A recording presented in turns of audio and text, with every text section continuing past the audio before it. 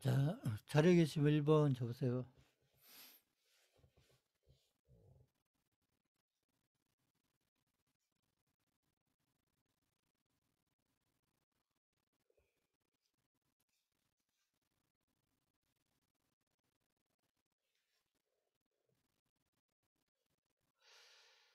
자, 그러면 이제 정리를 좀 해보겠습니다. 5차 국토종합계획은 이제 아까 말씀드렸듯이 균형, 스마트, 혁신 이렇게 세 가지 단어를 핵심으로 해서 이렇게 하는데 스마트하고 그다음에 이제 컴팩트 이게 이제 응축시킨다는 응축 아까 말씀 이게 센터를 중심으로 이제 자꾸 이제 이렇게 센터를 중심으로 이렇게 모인다 얘기죠.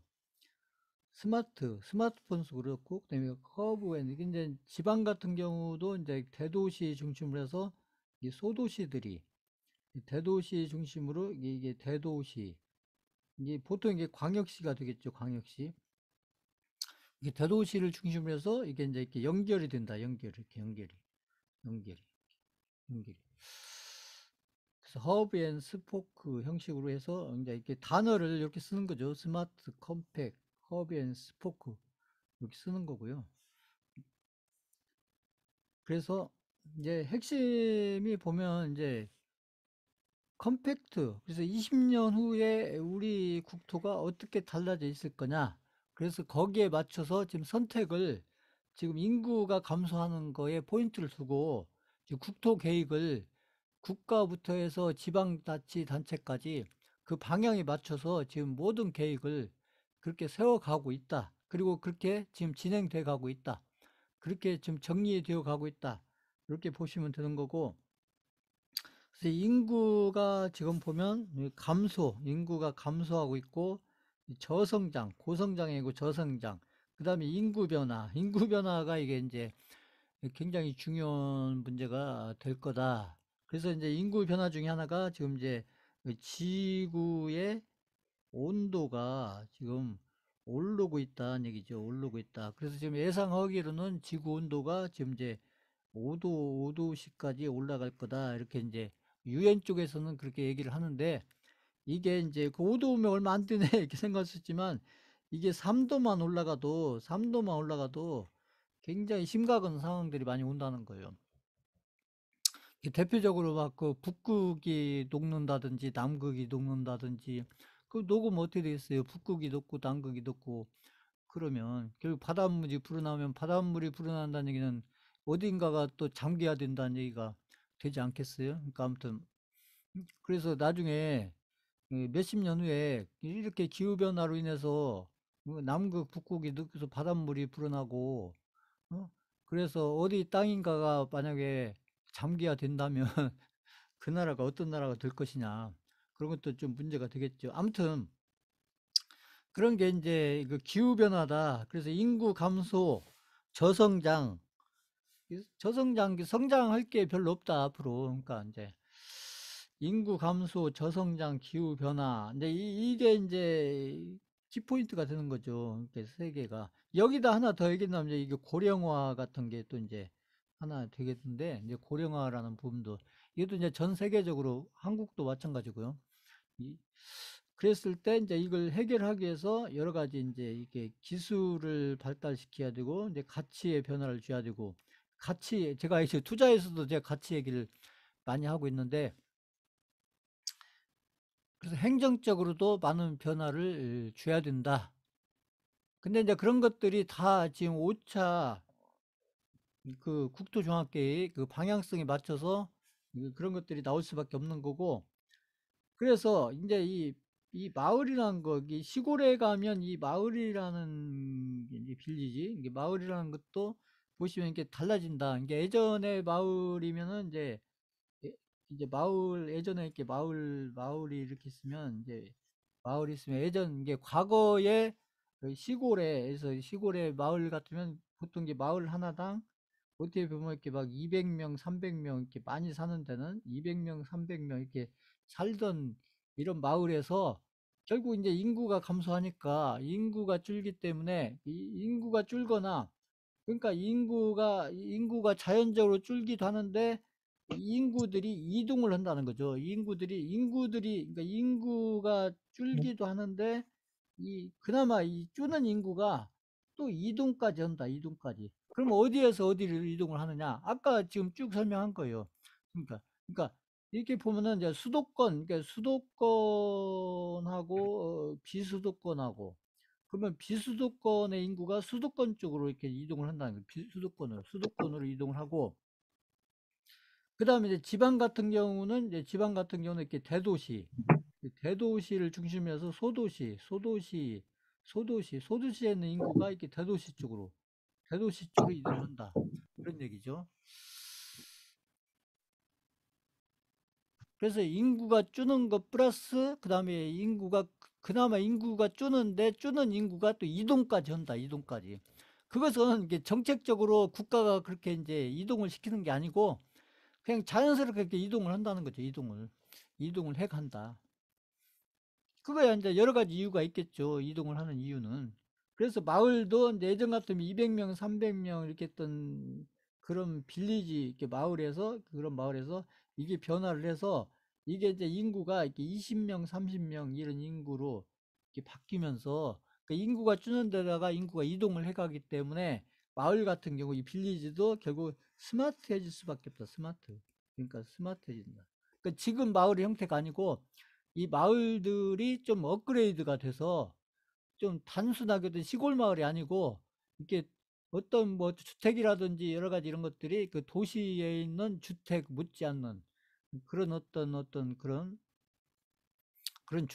어떤 스마트한 주택으로 변해가는데, 인구는 대신에 약간 200, 300 이렇게 있던 인구가 20명, 30명 이렇게 줄고, 이게 사는 인구수는 이렇게 줄고, 인구수는 줄고, 대신에 이제 이런 마을들이 어떻게 보면 이제 그 마을들이 이렇게 도시 쪽에 사람들이 이런 쪽에 와서 어떻게 보면 그 휴양을 한다든지 뭐 이런 시설로 바뀌어 간다는 얘기죠.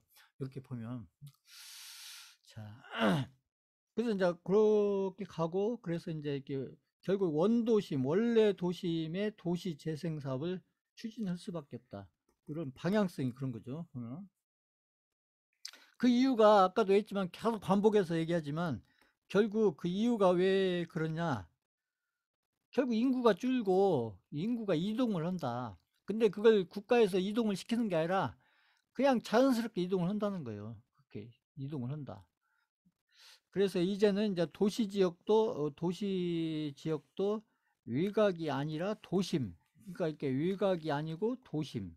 이쪽 도심으로, 외곽의 도심으로 이렇게 이동을 한다는 얘기고, 그래서 이제 도시 개발이 아니고 정비를 해야 된다. 이런 데를 정비를 해야죠. 그래서 이런 데를 정비를 해야 되기 때문에 저 오세훈 시장이 100층짜리, 200층짜리 건물 얘기를 하는 거예요. 지금.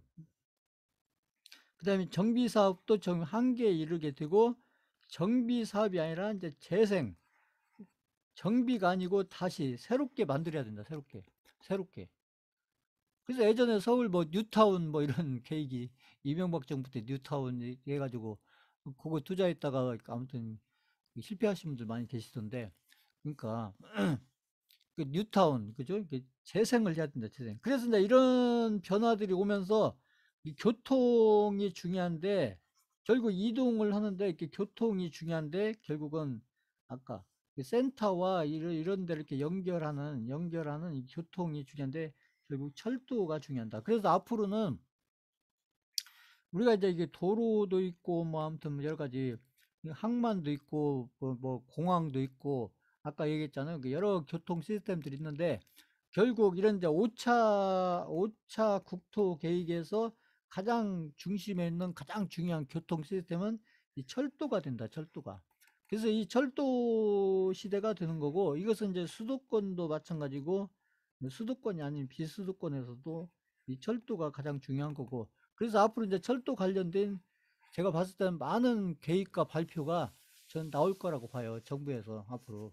그래서 그거에 맞춰서 이제 부동산들의 가치도 결국 이 철도하고 어떻게 이제 이 부동산들이 어떤 위치에 있느냐. 철도와 관련해서 이제 자기가 가지고 있던 투자를 하던 그런 부동산들이 이 철도와 관련해서 지금 수도권에서는 지금 그런 일이 생기고 있잖아요. 지금 GTX 이렇게 해가지고 그 수도권 그죠? 그 지방도 마찬가지일 거란 얘기죠. 그래서 이제 앞으로는 이제 교통에서 가장 이게 중요한 역할을 하는 그런 교통 시스템이 이 철도가 될 것이다. 철도가.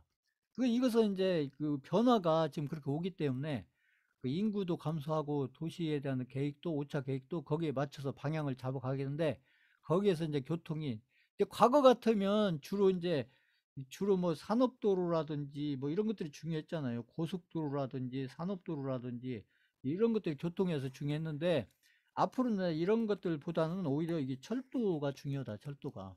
그래서 그래서 이제 5차 국토종합계획과 이게 맞물려 있기 때문에 이게 이 철도에 대해서 좀 관심을 가지고 보셔야 된다. 이게 철도가 앞으로 어떻게 변화를 하는지, 그 철도의 노선이 앞으로 어떻게 변화를 하는지. 그래서 지금 철도 노선이 지금 자꾸 바뀌고 있잖아요. 보면은. 근데 지방 같은 경우는 지금 이제 이렇게 많이 변화는 안 하지만 수도권 같은 경우는 지금 엄청나게 지금 이 철도망이 지금 막 거의 엄청나게 지금 뻗어나오고 있잖아요. 수도권 같은 경우는. 보면은.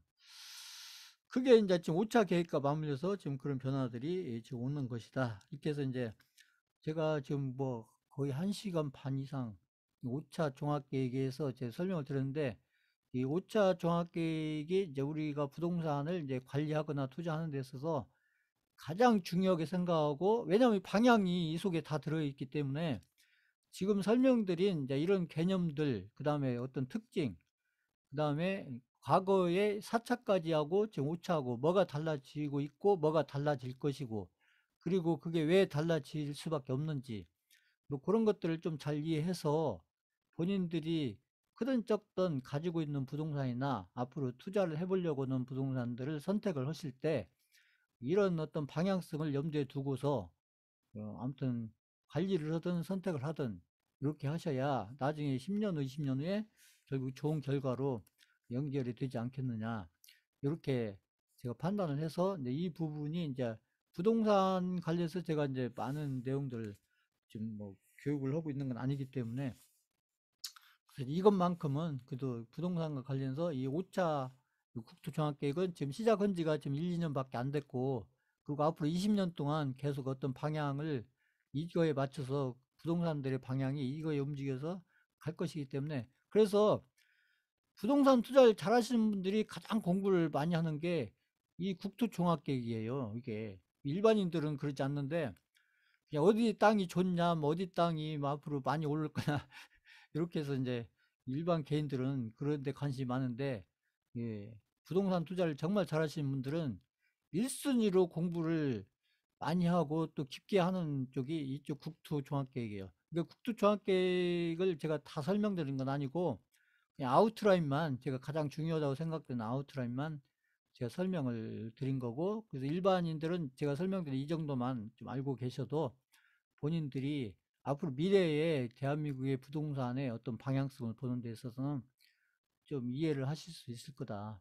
그냥 이렇게 막연하게 보시는 것보다 이런 어떤 교육 내용을 좀 바탕으로 해서 판단해 가시면 그래도 최소한도 실패는 안 하거나 아니면 좋은 쪽의 방향을 잡아서 본인들이 결국은 방향을 잡는 거예요. 투자라는 것은 다른 게 아니고 본인들이 그 미래에 결국 결과는 미래에 나오는 거기 때문에 결국 과거에 내가 방향을 어떻게 잡았었냐에 따라서 지금 현재의 결과가 달라지는 것이죠.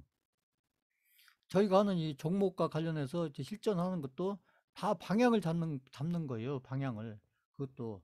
그래서 어떤 생각과 어떤 기준으로, 그 다음에 어떤 경험치를 가지고 방향을 잡아가느냐에 따라서 결국 내가 방향을 어떻게 잡았었느냐에 따라서 그 미래의 결과가, 투자의 미래의 결과가 달라질 수밖에 없는 것이죠. 그런데 이제 부동산 같은 경우에 어떤 미래의 방향을 10년, 20년의 방향을 잡는 데 있어서 지나놓고 보면 가장 중요하게 영향을 미친 것이 이 국토종합계획이었다. 이 얘기를 제가 말씀드리는 거고, 그리고 그것은 앞으로도 그럴 것이다. 10년 후, 20년 후에도 결국 부동산들이 결국 뭐에 의해서 달라졌냐? 이 국토종합계획에 의해서 달라져 있을 것이다. 그건 그럴 수밖에 없죠. 국가가 거기에 맞춰서 모든 계획을 다 세워가기 때문에 부동산들의 어떤 방향이 요거에 의해서 흐름이 달라질 수밖에 없는 거니까 그렇게 보시면 되는 거고 이제 세부적으로 국토종합계획에 대해서 좀 더 공부를 하시겠다, 좀 관심을 가지겠다. 그럼 이제 그런 자료들이 뭐 이렇게 많이 있으니까 그런 거 찾아서 보시면 돼요. 그런 것들은.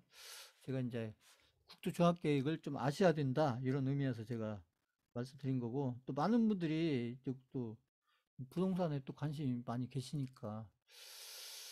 그래서 가장 중요한 게, 부동산 투자하는 데서 가장 중요한 게 뭐냐? 1순위를 꼽으라면 뭐냐? 그게 지금 말씀드린 이 국토종합계획입니다. 국토종합계획.